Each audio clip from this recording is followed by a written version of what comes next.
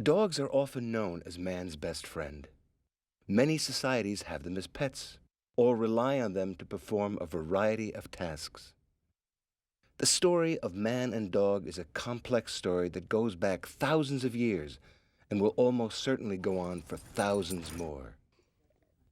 Dogs interact with humans in a variety of ways.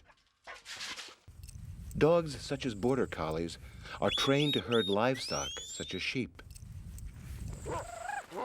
Huskies pull us through some of the coldest and most dangerous places on Earth.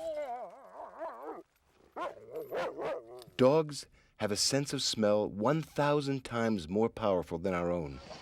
This means they can search for people who are lost under deep snow or under the debris of a collapsed building or deep in the forest. Beagles perform their duties at airports, where their sense of smell helps them to find drugs and other illegal items in people's luggage. They lead the blind and help to ease the lives of disabled people. Oh, good boy. There you go. Hey, buddy. For many, the dog is also an obedient companion and friend. When did this remarkable partnership start?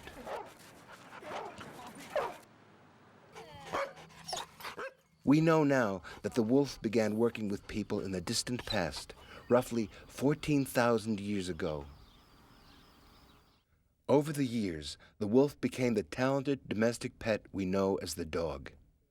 There are plenty of theories, but the real reason why humans acquired dogs is still unknown. Was it because they needed to protect each other from harm? Was it a hunting partnership? Was it a need for companionship? A type of friendship? Or was it a combination of the three? For 14,000 years, the dog has played an important role in human societies. It's a partnership that's likely to continue for many years to come.